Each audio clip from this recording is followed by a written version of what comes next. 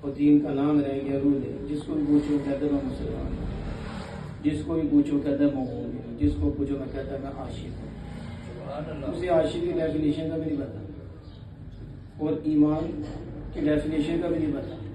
ایمان کسے کہتے ہیں پوچھے آپ, شاید ایم اے کیا ہو, بی اے کیا ہو, بی ایڈ ہاں سے پہنچاؤ, پوچھو ایمان کسے کہتے ہیں یہ بتاؤ, دین کسے کہتے ہیں. اسے دین کی بھی ڈیفینیشن کا نہیں پتا ہوگا.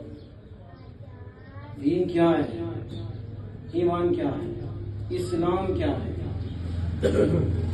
اب یہ تو اس کے لیے طویل گفتگو چاہیے, لیکن میں مختصر سا ایک جملہ آپ کے سامنے رکھتا ہوں, آپ اسے سمجھ جائیں. جو میں نے پہلے عرض کی, دین سارے کا سارا خیر خواہی کا نام ہے. دین سارے کا سارا خیر خواہی کا نام ہے. یہ جو خیر خواہی ہے یہ کسی کی بھلائی چاہنا, کسی کے فائدے کا سوچنا اور کسی کو فائدہ پہنچانا, کسی کا کندھا بن جانا, کسی کا بازو بن جانا, گرتے کو اٹھانا, بلند کرنا, دین کے اعتبار سے دنیا کے اعتبار سے. جب یہ دولت نصیب ہو جائے اور اس کے پیچھے ایک ہی خیال ہو کہ میرا رب راضی ہو جائے, کیا کندھا بننا, سہارا بننا, لیکن دنیا کے لیے نہیں کہ یہ میرے کام آئے گا, فلاں اس سے کام لوں گا, یا کاروبار ہے تو اس حوالے سے بہتری آ جائے گی. یعنی سوچ میں خدا نہیں ہے, سوچ میں اللہ کے محبوب نہیں ہے, مفاد دنیا کا ہے, پھر کوٹی کا نہیں ہے. ہزاروں لاکھوں من ٹن اسے وہ مال دے دے, کھانا دے دے, کوٹی کا نہیں ہے. لیکن اگر اس کے پیچھے خیال رب کا ہو, ایک کھجور دے دے اور پہاڑ کے برابر کر دے گا, اس سے بھی بڑھا دے گا. کیا وہ لاکھوں من ٹن کھجوریں ہیں اور ایک کھجور ہے, کیا اس کا کوئی تقابل ہے؟ تعداد میں تو وہ بہت ہیں, لیکن قدر میں یہ کیسے بڑھ گئی ہے؟ اس کھجور ایک کا سب کھجوروں سے بڑھ کے وزن رب کے ہاں کیوں ہے؟ اس لیے وزن زیادہ ہے کہ بات تعداد کی نہیں, بہت کوانٹیٹی کی نہیں, بات کوانٹی کی ہے, بات قدر کی ہے. اس نے اگرچہ ایک کھجور دی ہے لیکن سمجھتا ہے میرا بھائی ہے, میری بہن ہے, اسے ضرورت ہے, اور میرا رب راضی ہوتا ہے جب اس کی مخلوق کی ضرورت, رشتہ داروں کی ضرورت, ایمانی بھائی بہنوں کی ضرورت پوری کی جائے. اس لیے میں اسے دے رہا ہوں, میرا رب اتنا راضی ہوتا ہے ایک کھجور کو پہاڑ کے برابر کر دیتا ہے, بلکہ ختم نہیں ہوتی, بڑھتی جاتی ہے, بڑھتی جاتی ہے. جسے بات میں آتا ہے نبی مکرم فخر دو عالم صلی اللہ علیہ وسلم فرماتے ہیں, جس کا مفہوم یہ ہے تمہارے صدقے کو رب ایسے بڑھاتا ہے, ایسے بڑھاتا ہے اور ایسے پروان چڑھاتا ہے جیسے تم بچڑے کو پروان چڑھاتے ہو. کتنی خدمت اس کی کرتے ہو, کتنی دیکھ بھال اس کی کرتے ہو. تم نہیں چاہتے وہ ضائع ہو, تم یہ چاہتے ہو کھڑا ہو, میرے کام آئے.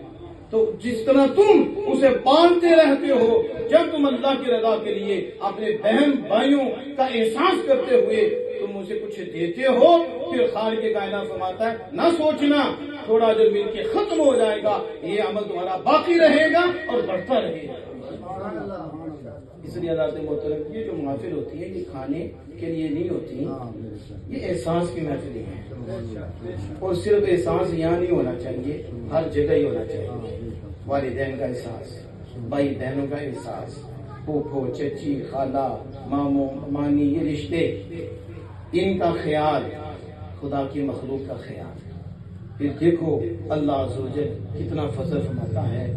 اگرچہ وہ جھونپڑی میں بیٹھا ہوگا نا, اسے قلبی سکون ہوگا, اس میں اطمینان ہوگا. کیوں؟ اس نے ستایا نہیں ہے, اس نے مخلوق کو تنگ نہیں کیا, اس نے ان کا دل دکھایا نہیں ہے, بلکہ اس نے ان کے ساتھ اس نے سلوک بھی کیا ہے, نیکی بھی کی, ان کا دل بھی جیتا ہے. یہی وجہ ہے یہ جھونپڑی میں رہتے ہوئے بھی سکون ہے. یہ ختم میں بھی ایسا ہی ہے, آپ اکٹھے ہوئے کھانے کے لیے نہیں ہوئے, آپ بھی سمجھتے ہیں ہم درتے کے لیے آئے ہیں, کہ ان کے لیے دعا کریں گے، رب کرم فرمائے گا، ہمارے عمل کا ثواب انہیں پہنچائے گا۔ لیکن اس عمل پہ اتنا میت کو نہیں ملتا جتنا اس ہمدردی کے ساتھ دعا کرنے والے اور رسالہ ثواب کرنے والے کو رب عطا فرما دیتا ہے۔ یہ اللہ کو جذبہ بڑا پسند ہے۔ اب میں آپ کو تھوڑی ایک مثال دیتا ہوں، آپ اس سے بھی سمجھیں گے۔ یہ علماء جب آپ کو بتاتے ہیں تو آپ سخی بن جاتے ہیں، آپ کے دل میں جذبہ پیدا ہوتا ہے کہ اللہ اتنا راضی ہوتا ہے، اتنا اجر، اتنی نعمتیں، تو پھر آپ ہاتھ کھلا کر دیتے ہیں۔ آپ والدین کا بھی ادب، ان کو بھی نوازتے ہیں، بھائی بہنوں کو بھی نوازتے ہیں، غریبوں کو بھی نوازتے ہیں، تو عالم دین کو کتنا ملے گا جس نے آپ کے اندر یہ جذبہ پیدا کیا ہے۔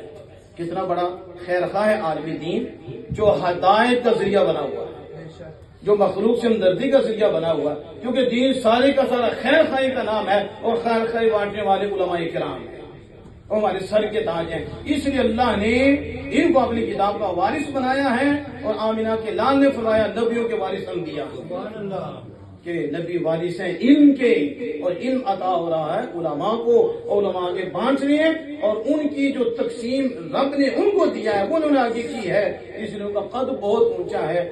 آج آپ یہاں ہیں تو آپ کے پیچھے بھی کوئی عالم دین ہے، اس کی خیر خواہی ہے، اور آپ اس خیر خواہی کو لے کے یہاں بیٹھے ہیں۔ میں آخری بات کر کے بات کو کمپلیٹ کرتا ہوں۔ قرآن پاک میں اللہ عز و جل فرماتا ہے انشکر لی ولوالدیک، میرا حکم مانو، میرا شکر ادا کرو، اور اپنے والدین کو شکر ادا کرو، اور اپنے والدین کا حکم مانو۔ آج بڑی عجیب بات ہے لوگوں میں، وہ کہتے ہیں کسی نے کچھ نہیں دیا، کسی نے رب نے دیا ہے، اس کا کون انکار کرتا ہے؟ کوئی ایسا ہے مومن جو اس کا انکار کرے کہ رب نے نہیں دیا؟ سب کچھ رب نے ہی دیا ہے، ابھی بھی جو کچھ ہے رب کا ہے، لیکن کیا اس نے ڈائریکٹ دے دیا؟ محسن کوئی بھی نہیں ہے۔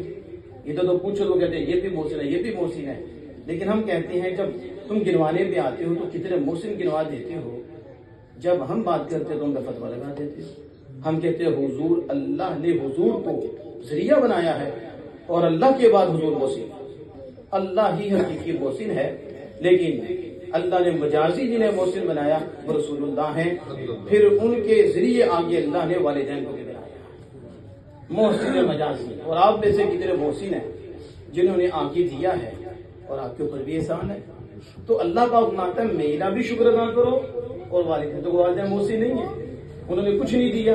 یہ جو آپ یہاں بیٹھے ہیں، یہ جو آپ کا وجود ہے ڈائریکٹ آ گیا تھا؟ ڈائریکٹ تو نہیں ملا، اس کا ذریعہ کون بنے؟ والدین۔ اگر آپ اسی بات کو سمجھ جائیں تو میں سمجھتا ہوں کہ آپ کبھی والد کے آگے نہ بڑھیں، بلکہ والد کے قدموں میں بیٹھ جائیں۔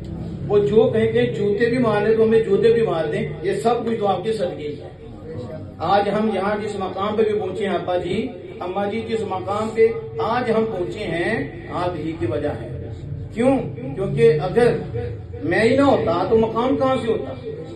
یہ مقامات دنیاوی یا اخروی کہاں سے ہوتے؟ دینی کہاں سے؟ یہ عزتیں کہاں سے ہوتی؟ آپ ہی کی وجہ سے یہ وجود آیا، اسی وجود پر آمینہ کے لال کی محبت بھی نہیں، اسی وجود پہ اللہ کی محبت بھی نہیں، اسی وجود پہ اللہ اس کے رسول کی اطاعت کا نور ملا، اسی وجود سے ہم بول رہے ہیں، اسی وجود سے سب کچھ ہے۔ وہ وجود رب نے آپ کے ذریعے دیا ہے۔ جو یہ سمجھتا ہے نا وہ کبھی والدین کے آگے نہیں بولتا، وہ چکتا ہے، رب اسے اور بلند کر دیتا، کیونکہ ماں کے دل سے دعا نکلتی ہے۔ جب اتنا بیٹا کہتا ہے نا اماں جی میرا کچھ نہیں ہے، ابا جی میرا کچھ نہیں ہے، یہ سارا کچھ آپ کا ہی ہے، آپ کی وجہ سے ہم یہاں ہیں، ان کا خون بڑھ جاتا ہے۔ اللہ کو یہ بڑا پسند ہے۔ دیکھو حج مقبول کا ثواب رکھا ہے، کس کا رکھا ہے؟ ایک بندہ یہاں سے جاتا ہے حج کرنے، پتہ نہیں نیت کیا اس کی، یہ بھی پتہ نہیں مال کیسا ہے، آپ کی پتہ نہیں اس کو علم بھی ہے کہ نہیں، ادھر جا کے گناہ کر بیٹھے، وہ اس کے ارکان سے ادا نہ کر سکے، ادھر جا کے بے ادبی کر دے، چھوٹی نہیں ہے، کس کا حج قبول ہو گیا؟ ایسا ہے، اس کا عمرہ قبول ہو گیا، لیکن گھر میں بیٹھے ایسے بزرگ بھی ہیں، ایسی ہستیاں بھی ہیں جن کے متعلق ہمارے آقا صلی اللہ علیہ وسلم ہزار بیٹا جب محبت کی نظر والدہ کو دیکھتا ہے یا والد کو دیکھتا ہے، شفقت کی نظر سے، نرمی کی، محبت کی نظر سے دیکھتا ہے، اسی وقت اسے اللہ پاک حج مقبول کا ثواب عطا فرما دیتا ہے۔ کتنا ٹائم لگا ہے؟ اور اب یہ نہیں کہ بس ایک دن میں ایک ہی مرتبہ، نہیں، 1000 مرتبہ نیچے اوپر ہو کے دیکھے، ہر بار یہ جمقول کا سوال۔ مجھے بتائیں، آپ نے کوٹھی بنا دی، بنگلہ بنا دیا، کیا کیا آپ کہیں گے دل جیتا ہے، یہی کہیں گے نا کہ ہماری آنکھ سے ان کو اندر سکون ملا ہے۔ اللہ نے بتایا کہ جب تم والدین کو خوش کرتے ہو، ان کا دل راضی کرتے ہو، ان کا دل جیتے ہو، تو دیکھو میں کتنا راضی ہوتا ہوں کہ تمہارے اوپر تمہارے والدین کا حق ہے، ان کا مقام ہے۔ جب تم ان کا دل جیتتے ہو، میں اتنا راضی ہوتا ہوں کہ میں نے اسے قیامت تک نہیں رکھا کہ قیامت کو دوں گا، اسی وقت کہتا ہوں میں نے عطا فرما دیا، اسی وقت۔ یہ اصل نا تم میں بھی یہی صورتحال ہے دل جیتنے کی۔ میں میرا شکر ادا کرو اور کس کا کرو؟ والدین کا۔ وجود میں نے دیا ہے لیکن ڈائریکٹ نہیں دیا، تمہیں والدین کے ذریعے دیا ہے، اس لیے یہ بھی مجازی مشکور ہیں کہ مجازن ان کا بھی حق ہے کہ ان کا شکر ادا کیا جائے۔ تو یہاں امام بخاری علیہ رحمۃ الرحمان ان کے بھی استاد ہیں، اور اس کو تفسیر حاضر میں بھی دیگر تفاسیر میں لکھا گیا، اس آیت کے تحت اللہ کا شکر کیسے ادا ہو اور والدین کا شکر کیسے ادا ہو۔ تو انہوں نے لکھا، انہوں نے کہا جو 5 وقت نماز ادا کرتا ہے، کتنے وقت؟ 5 وقت وہ نماز مسجد میں ادا کرے، مائیں بہنیں گھر میں ادا کرے، 5 وقت وہ نماز ادا کرتا ہے، گویا کہ اس نے رب کریم کا شکر ادا کر دیا۔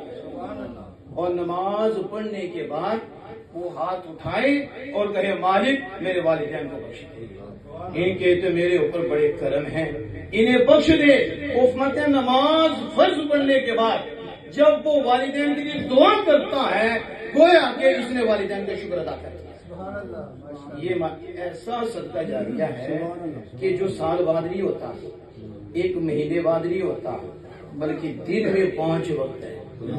ایک تو نماز میں آپ کہتے ہو ربنا اغفر لی ولوالدی، ایک سلام پھیرنے کے بعد آپ کہتے ہو ربنا اغفر لی ولوالدی۔ اب والدین کا بھی کوئی شکر ادا ہو رہا ہے اور خدا کے کرم اور خدا کی رحمتیں آپ پہ بھی برس رہی ہیں۔ اس لیے ذات محترم کوشش کرو کہ صرف ختم پہ ہمدردی نہ ہو، دیگر جگہوں پر بھی ہمدردی کا اظہار ہونا چاہیے، جہاں غم گسار ہوں ان کے کام میں شامل ہونا چاہیے، زبان سے ہو سکے